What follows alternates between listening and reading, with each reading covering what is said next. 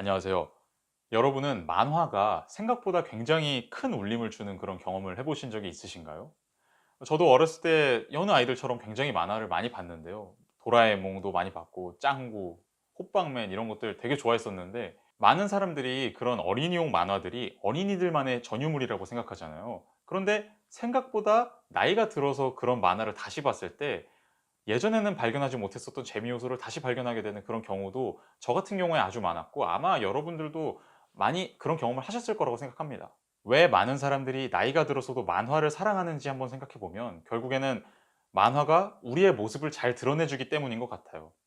그러니까 어렸을 때 만화를 보는 거랑 나이가 들어서 만화를 보는 거랑 가장 큰 차이점은, 어릴 때는 그냥 재미로 그 만화를 본다면 나이가 들어서 그 만화를 볼 때는 거기에 들어있는 생각보다 우리 삶과 관련된 뜻깊은 메시지나 의미들이 드러나기 때문에 그게 더 재밌게 다가온다고 생각하는데요. 그러니까 예를 들어서 제가 어렸을 때도 이미 마블 영화는 굉장히 많았으니까 마블 영화를 많이 봤었는데, 그때는 그냥 재밌다고만 생각하고 봤어요. 예를 들어서 스파이더맨 그런 거 보면 뭐 악당을 어떻게 물리치나 그런 재미 요소에만 몰입을 해서 봤었는데, 나이가 들어서 마블 영화를 볼 때는 거기에 담겨 있는 이 시대에 대한 진단이나 인간 고유의 능력에 대한 고찰, 그런 것들을 많이 보게 되는 것 같아요. 그러니까 예를 들어서 어벤져스를 보면, 저는 어벤져스에서 그 과학 기술 문명과 인간 고유의 능력 간의 대립 내지는 화해라는 요소가 항상 굉장히 많이 눈에 띄어요. 그러니까 예를 들어서 아이언맨이라는 인물은 기계 문명을 전형적으로 대표하는 인물이죠. 아주 강력한 과학 기술의 힘을 빌어서 적을 무찌르는 그런 인물이라면, 닥터 스트레인지 같은 인물은 원래 의사였음에도 불구하고 과학 기술로부터 한 발짝 멀리 떨어져서 인간 내면 가장 깊은 곳에 있는 에너지를 끌어다 써서 강력한 힘을 발휘해서 싸우는 인물이잖아요. 그래서 그 두 인물이 저는 좀 대립적인 인물이라고 생각하고 평형을 만들어내는 그런 인물들이라고 생각하는데요. 그리고 어떻게 보면 스파이더맨이라는 인물이 그 사이에서 균형점의 역할을 하는 인물로 그려진다고 생각합니다. 그런 이유 때문에 최근에 스파이더맨에 대한 영화가 좀 많이 나오게 되는 거라고도 생각하고요. 그러니까 왜냐하면 스파이더맨 같은 경우는 물론 버전마다 조금씩 다르지만 기본적으로 과학기술 때문에 생겨난 사람이고, 또 과학기술과 관련된 지식에 굉장히 능하고, 또 그것을 활용해서 전투를 하는 인물이긴 하지만, 또 막상 가장 결정적인 순간에 악당을 물리칠 때를 보면 자신 내면의 가장 깊은 곳에 내재되어 있는 육감적인 부분이라고 말할 수 있는 부분을 활용해서 적을 무찌르거든요. 그렇다고 봤을 때 스파이더맨은 끝없이 발전하는 인간의 과학기술 문명과 아주 태초부터 인간 안에 내재되어 있던 그런 면모들 사이에서 균형을 이루는 그런 인물이라고 보여집니다. 그래서 토니 스타크라는 아이언맨과도 아주 밀접한 관계를 맺지만, 또 아주 다른 인간적인 인물들이랑도 관계를 맺는 거라고 생각하고요. 마블 영화뿐만 아니라 아주 많은 만화나 만화 영화들이 지금 우리가 살고 있는 이 시대나 우리 사회의 문명, 또 인간의 본연의 모습, 그런 것들에 대한 깊은 고찰을 많이 표현해 주고 그런 것들에 관한 메시지를 전달해 준다고 생각하는데요.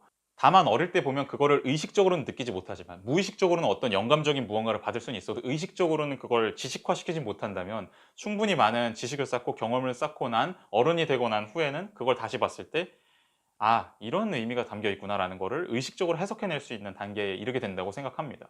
제가 최근에 이런 생각을 하게 됐던 계기는, 이 "오늘 내 기분은 철학으로 할래."라는 책을 출판사로부터 받아서 읽어봤기 때문인데요.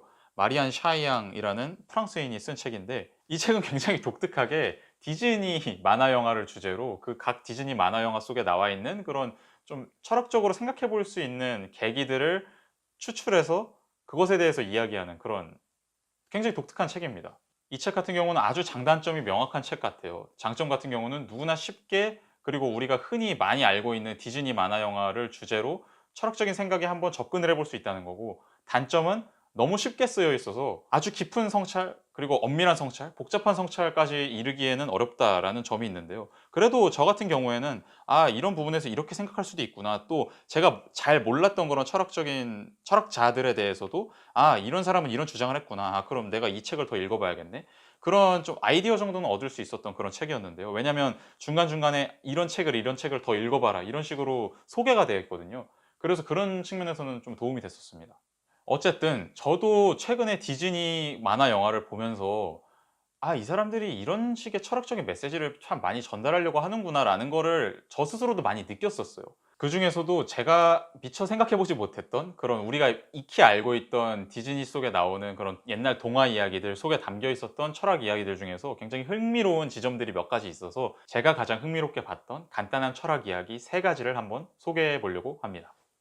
첫 번째는 피노키오 이야기인데요. 저는 피노키오 이야기의 줄거리를 잘 몰랐어요. 근데 여기서 간단히 소개된 거를 보고 알았는데, 그러니까 제페토라는 목수가 있었는데 그 목수가 자기 목각 인형한테 이름을 피노키오라고 붙이고, 참 얘가 생명이 됐으면 좋겠다, 생명체가 됐으면 좋겠다라고 생각을 했었는데, 그때 이제 푸른 요정이 나타나서 실제로 피노키오한테 생명을 불어넣어 주고 생명체로 만들어 주는데, 그러면서 그 푸른 요정이 대신에 제페토한테 "너는 이 피노키오의 양심이 되어라." 그렇게 얘기를 한대요. 한마디로 피노키오라는 그런 새로 생명체가 된 것이 윤리적으로 엇나가지 않게 잘 행동하는 양심을 갖고 이 세상을 뚝심 있게 살아갈 수 있는 그런 인물로 만드는 게 너의 의무이다. 이런 식으로 의무 규정을 해 주는 거죠. 저는 단순히 그냥 피노키오가 거짓말하면 코 길어지는 그냥 그런 내용인 줄 알았는데, 이 저자는 피노키오는 과연 인간 존재란 무엇인지, 과연 윤리적인 행동을 전혀 하지 않고도 인간이라고 볼 수 있는지, 과연 본인의 양심을 저버리면서 사는 존재도 인간이라고 볼 수 있는지, 그런 메시지를 전달하는 이야기다라고 해석을 하더라고요. 이 저자 같은 경우는 그 내용을 칸트의 철학과 연결시켜서 설명을 하거든요. 그 부분을 간단히 읽어드리면, 그리고 이것은 칸트의 교훈이기도 합니다. 그도 인간이 어니스트 존 같은 동물 및 기계와 구분된다고 보았습니다. 인간만이 도덕적 역량을 갖고 있기 때문이죠. 도덕 법칙을 소유하고 있다는 것은 인간에게 무한한 가치를 부여합니다. 바로 그런 점에서 인간은 동물 및 다른 감각적 세계와 구분됩니다. 일반적인 사물은 맹목적으로 종속된 법칙을 따른 외부의 원인에 의해 규정되지만, 인간은 자유롭게 스스로를 규정합니다. 그러니까 여기서 이 저자가 말하고 있는 게 칸트 철학의, 특히 칸트의 윤리학의 굉장히 핵심적인 부분 중 하나인데요. 다른 자연의 모든 존재들은 그저 외부에서 힘이 닿는 대로 그 힘에 영향을 받아서 움직일 뿐이지만, 인간 같은 경우에는, 물론 인간도 그런 존재이긴 한데, 인간도 당연히 물리적인 조건에 영향을 받아서 움직이는 존재이긴 한데, 그 이상으로 인간은 물리 법칙에만 영향을 받는 게 아니라 스스로 세운 보편타당한 윤리 법칙에 따라서 행동할 수 있는 그런 존재이다. 따라서 거기에 인간의 자율성이라는 게 있고 인간의 자유가 있다. 인간이 만약에 그저 외부적인 법칙에 따라서만 행동해야 한다면 거기에는 자유 같은 게 하나도 없을 텐데, 인간은 본인이 스스로 세운 법칙에 따라서 스스로 그것을 지키면서 살아갈 수 있는 존재이기 때문에, 그런 의미에서 인간에게는 특별하게 자유가 있다. 이런 식으로 주장하는 게 칸트의 철학에서 굉장히 중요한데요. 피노키오라는 애니메이션에서 또는 동화에서 이런 메시지를 얻어볼 수 있다는 거죠. 제가 두 번째로 흥미롭게 읽었던 내용은 라푼젤과 하이데거에 관한 내용인데요. 라푼젤도 저는 솔직히 안 봤어요. 안 봤는데 내용도 몰랐는데, 그냥 여기에 간단히 소개된 대로 보면 마더 고델이라는 악당이 나오는데, 그 마더 고델이 어떤 신비한 꽃을 발견하는데, 그 꽃 같은 경우에는 영원히 젊음을 유지시켜 주는, 늙음을 몰아내 주는, 계속 나를 젊게 만들어 주는 그런 꽃이었는데, 그 꽃이 다른 사람들한테도 알려지게 돼 가지고 더 이상 마더 고델이 그 꽃을 쓸 수가 없었는데, 어쩌다 보니까 그 꽃의 힘이 그 라푼젤이라는 공주가 태어났는데 그 공주의 머릿결에 들어가게 되어서, 그 마더 고델은 '저 라푼젤을 내가 납치하면 그 머릿결의 힘을 받아서 나는 평생 젊게 살 수 있겠구나.' 그런 계산을 하고 라푼젤을 탑에 그냥 가둬 놓고, 납치해서 탑에 가둬 놓고 평생 이용하면서 살려고 하다가, 그리고 라푼젤이 탈출하게 되고 머리카락의 힘을 잃어버리게 되는데, 그것 때문에 마더 고델은 그동안 미뤄왔던 시간의 흐름을 한꺼번에 직격탄으로 맞아서 늙어서 바로 죽어버리고 마는 그런 내용이라고 하는데, 이 저자는 이 라푼젤의 내용을 하이데거의 시간에 관련된 철학과 연결시키는데요. 하이데거 같은 경우는 우리의 존재를 전체로서 바라볼 수 있게 하는 것, 그러니까 우리의 존재를 있는 그대로 직시할 수 있게 하는 그런 계기는 죽음으로 미리 앞장서 달려가 보는 것이라고 말을 하는데요. 그러니까 한마디로 우리의 존재가 그냥 죽음을 전혀 생각하지 않고 가만히 있으면 끝없이 이어져 있는 무엇이라고도 볼 수 있는데, 거기에는 분명히 끝이 있잖아요. 근데 평소에 우리는 그 끝을 잊고 산단 말이죠.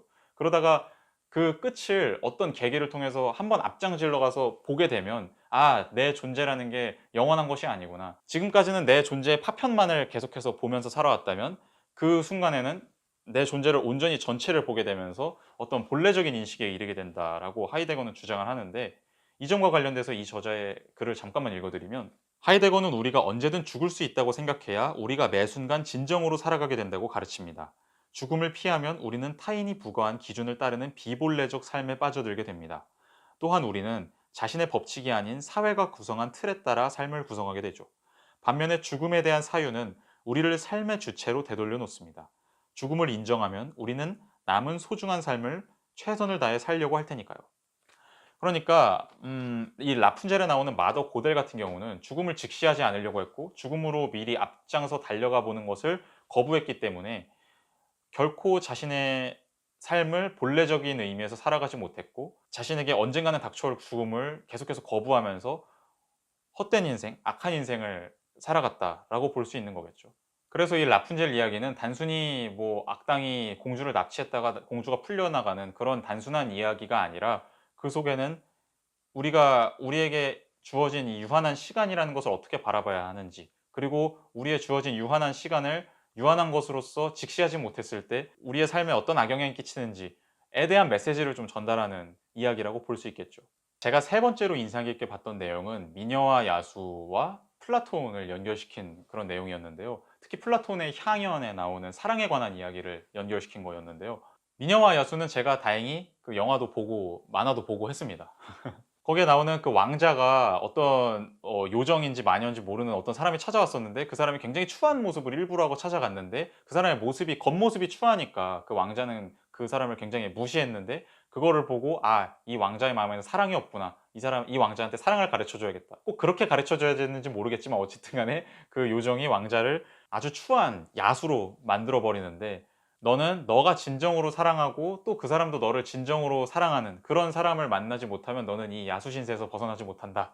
이렇게 저주를 걸고 가버리는데 그래서 야수는 평생 외롭게 아주 추한 상태로 다른 사람들한테 사랑을 주지도 못하고 사랑을 받지도 못하고 그러면서 살다가 어떤 계기로 인해서 벨이라는 소녀가 그 야수의 성에 가게 되고 그 야수와 사랑에 빠져서 뭐 야수는 다시 그 왕자의 모습으로 돌아왔다는 이런 해피엔딩인데 여기서 이 저자는 우리는 과연 아름다움이라는 거를 그러니까 우리가 사랑은 어떤 존재를 사랑한다고 했을 때 기본적으로 그 존재가 아름답기 때문에 대부분 경우에 사랑한다라고 봤을 때 과연 우리는 그 아름다움을 감각적인 차원에서 찾아야 될 것이냐 아니면 감각적인 차원 이상의 것에서 찾아야 될 것이냐에 대한 메시지를 전달하는 것이라고 해석하고 있습니다. 그러니까 애초에 그 왕자가 야수가 됐던 이유도 아름다움을 순전히 감각적인 차원에서만 찾으려고 했던 것 때문이고 나중에 그 왕자가 저주에서 풀려나게 되는 것도 감각적인 사랑 이상의 사랑을 추구하는 그런 벨이라는 인물을 만나서 그 벨과 사랑에 빠졌기 때문이기 때문에 이 이야기는 우리는 감각적인 것 이상의 무언가를 추구해야 된다라는 메시지를 전달하는 이야기로도 읽힐 수 있을 텐데요. 여기서도 간단히 이 저자의 글을 읽어드리면 플라톤에 따르면 감각을 통해서 지각할 수 있는 모든 것인 감각계와 감각으로는 지각할 수 없지만 모순적이게도 우리의 눈에 비친 것보다 더 실제적인 예지계가 있습니다. 두 세계는 서로 대비됩니다. 전자의 물질적 아름다움은 후자의 영혼의 아름다움보다 실제성이 떨어집니다. 물질적인 아름다움은 부패할 수 있고 찰나적이며 주관적이지만 영혼의 아름다움 그 자체는 영원하고 보편적입니다. 그러니 후자를 선호하는 것이 합리적입니다. 지나치는 순간의 사건보다는 영원한 역사를 우선시해야 합니다.